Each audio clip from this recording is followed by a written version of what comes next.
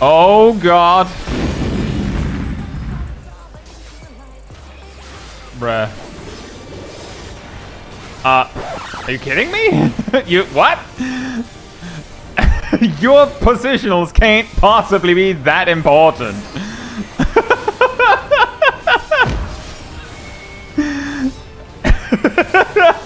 Welcome back to the Mentor Roulette grind. This time, we're playing some Paladin, and got a surprisingly varied set of duties too. That said, for duty 1, we went to Bird Up, which actually gets a bit awkward with someone single-targeting one of the cameos down. Thankfully, this didn't result in one big conga line purgatory. For duty 2, we went to Mistwake. An interesting detail about Paladin tanking in max level dungeons these days is that a lot of the time, Holy Sheltron and the Blades combo heals plenty to the point where it can be easy to forget to use other mitigation. Whether you'd need it or not is sort of besides the point, since you have the weaving window to use it and it's not like you're going to need it later. Aside from that, we've been getting Mistwake quite frequently recently, and it goes pretty consistently well, so the main outstanding thing to look at is probably the Noodle Horse stashes, where I made use of the triangle save spots this time around. Still didn't get optimal uptime during it, but it certainly looks flashy. For duty 3, we went to Vanguard. I don't know what it is with this specific dungeon and weird players being drawn to it. Several AoE pulls in this run dragged on enough to get a little scary, partly because the packs are a bit stacked in Vanguard, but also because the Viper turned out to have an interesting choice for rotation. Just for this opening pull, you can tell from this green buff indicating the flank single target positional is buffed that the Viper is not only single targeting with 6 mobs present, but is also looping the back positional combo for some reason, losing a ton of damage. While we're at it, the Pixamancer also let a Rainbow Bright proc tick out. I know Rainbow Trip's AoE component isn't that great, but it still beats your AoE filler, and when you account for the single target damage it can do to a healthy mob, of which there were some solid options here, it sort of evens out. Just to sort of continue a bit on the Viper, on the second pull, they opened with 1 speed buff AoE combo in full, then used Reawaken without the damage buff, finished that, and then went back to spamming more speed single target combos. I mention this because sometimes we might spot someone doing something weird on the first pull, and then they fix it on the next pull. While the Viper was a bit better about alternating combos on bosses, it certainly was not consistent. Despite all this, the run still went alright, but perhaps took longer than average, which is perfectly fine. On the final boss, we also had a hilarious incident where the Viper went right into the outside goop, I assume to reach their positionals, but I don't know what to say there. More damage has been lost to not respecting the combos accurately throughout the whole duty, if not just this fight alone by this point. On a point more relevant to the boss itself, for the Slitherbane mechanic, remember to pay attention to whether it is fore or rear guard, or alternatively where his tail is. This often catches players, and a little 1-2 combo of these can kill non-tanks.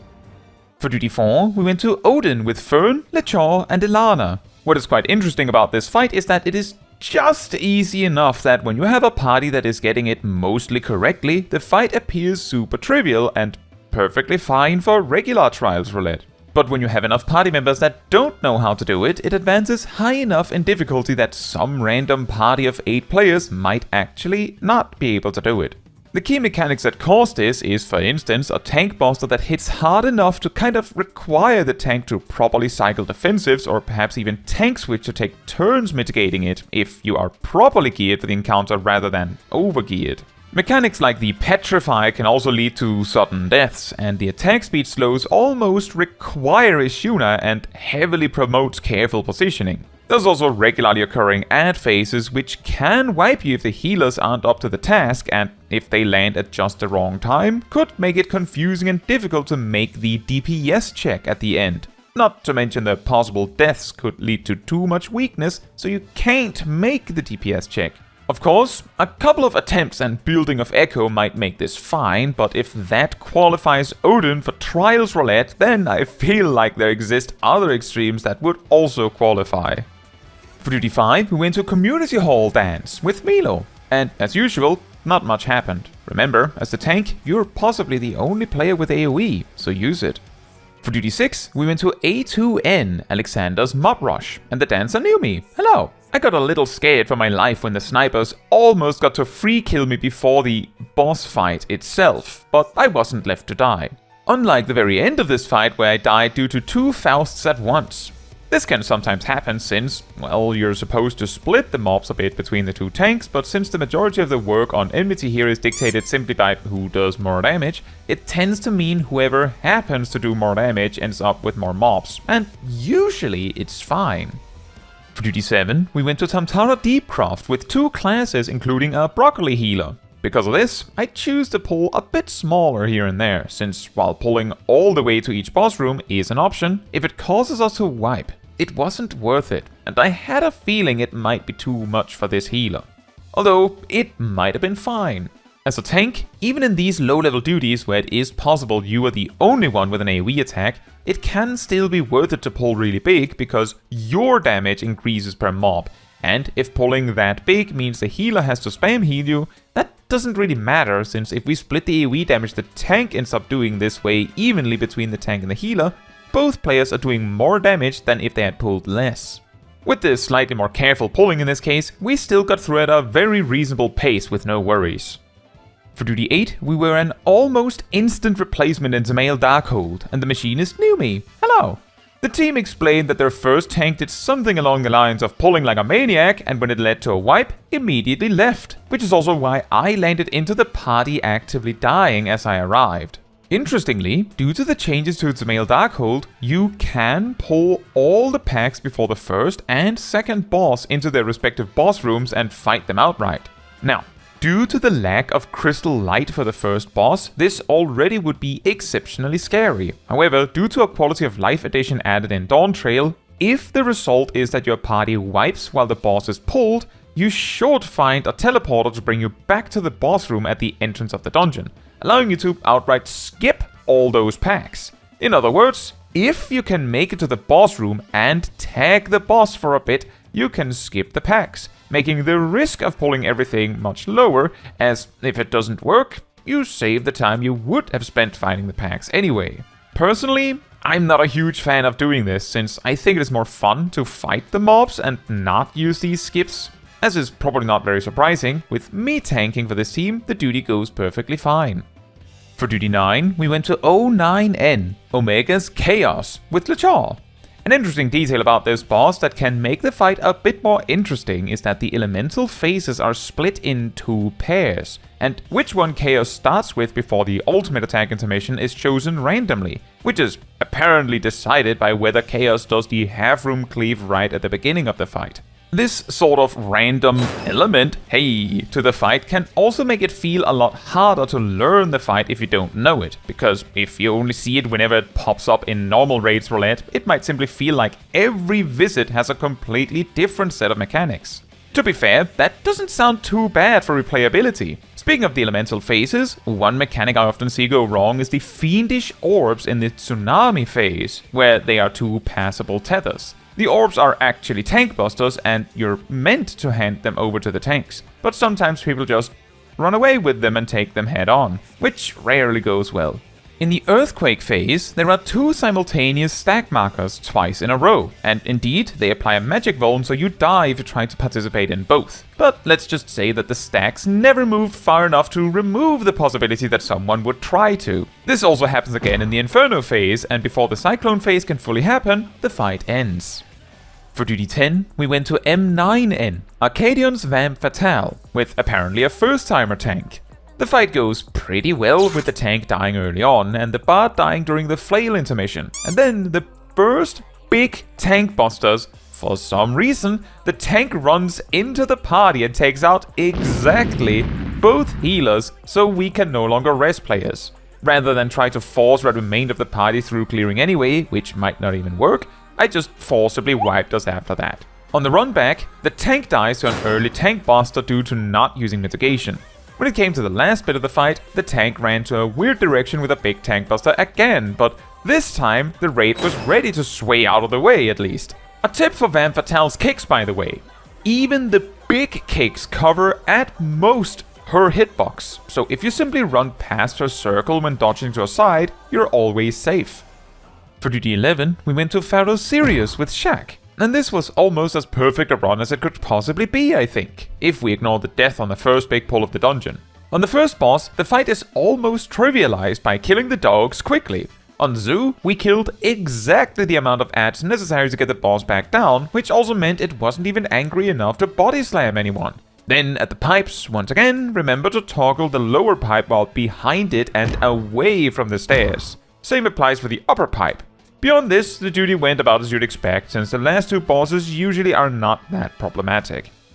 For duty 12, we went to Puppet's Bunker as an 11-minute replacement.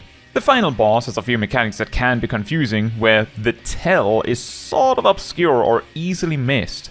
Once the boss starts using its concealment program, certain mechanics, notably, for example, the donut AoE, is accompanied by multiple possible end destinations. The way whatever mechanic is accompanied by the concealment program works is that one of the destinations will have a bit of extra electricity run through the yellow beam on the ground, which indicates it as the real path, which is where the indicated mechanic goes, like a donut AoE or a tower to be soaked. Meanwhile, the false destinations are replaced with a circle AoE punishing you for going there. Another mechanic that can be rough, that usually comes up near the end of the fight, is Compound Pod R011, which starts the multiple line AoEs, then combined with Force Transfer to move some of the lasers in the last moment. There will always be at least one safe spot, but let me just say that you can usually live being hit by one laser. So if it causes you trouble, aim to find somewhere where either 0 or 1 laser will hit, instead of trying to find the perfect spot and not make it. For duty 13, we went to Sunken Temple of Qarn. At the start of this one, I decided to pull big as if my healer is strong, sort of as a contrast to the Tam-Tara from earlier. Turns out the healer is a little less experienced and is immediately overwhelmed by the pull. This is probably partly because they forgot EOS. On the positive, they were ready to run back to the entrance for us to save them, so the pull at least succeeded, technically. By the time we got to the boss, I had sort of determined they were less experienced and to pull a bit smaller for them. The rest of the duty goes just fine. And finally for duty 14, we went to Shiva Extreme with Fern and Ilana, with a co-tank that probably was not quite up to the task, which led to some problems. On the first pull, they almost seemed to provoke on cooldown, which already was very distracting. Alternating who tanks Shiva can be beneficial, since the staff makes the sword hurt more and vice versa. However, Shiva has multiple mechanics where she is and where she is facing is crucially important, which means having a tank that does not know what to do at those times be tanking her can lead to a wipe instantly. The notable times this applies to is during sword phase, and just before the bow phase. For the sword, facing Shiva towards the raid momentarily is important for the stack, and then facing her away for the bash afterwards is just as important for the raid surviving. For the bow, moving her near the edge and facing the edge as best you can helps greatly with reducing how many players might get hit by the bow cone. But if you have a co-tank that might provoke from some random direction at any moment, this can be extremely difficult to do. This kind of distraction, combined with a few players getting cubed early in phase 2, led to a wipe before the first bow phase. For the second pull, I explained multiple mechanics before going again. The tank kept spamming provoke, which eventually led me to ask them to quit it. Unfortunately, the last time they did it put Shiva enough out of position that her bow cone was weird and killed at least one healer. The bigger issue here is that a lone healer, especially a white mage, doesn't really have the resources to both recover a party while also keeping a solo tank alive against Shiva, so we gradually died out here, wiping at 1%. On the third attempt, things look good going into phase 2, but then I position Shiva badly for Shiva circles leading right into bow, which causes the bow to angle oddly and half the raid goes down in an instant. Then I get targeted by the bow knockback and immune it too late, so I get cubed. Thanks to Ilana, we managed to survive all of that and land in another sword phase, featuring the donut knockback combo. And while the party slowly recovers, another bow phase starts, where this time, no one got hit, allowing us to bring home the victory. A few duties we seem to get all the time, alongside a bunch of more interesting ones. I'm also happy we didn't get that many guild tests. We also now passed 24/33, or roughly 73% on the achievement. Now, that is all for this video. Thank you so much for watching. If you would like to support me and my channel more directly, you can become a member like these wonderful people here. You can also alternatively support me through Twitch or Ko-Fi. Links in the description. You can also support the channel by letting the YouTube algorithm know by liking the video, leaving a comment, subscribing, sharing, and hitting the bell to get notified when next I post a video. Fun fact, Paladin used to have a spell called Flash, which generated a large amount of AoE enmity and blinded nearby enemies. Before Stormblood, this was their only way of generating AoE enmity aside from Circle of Scorn.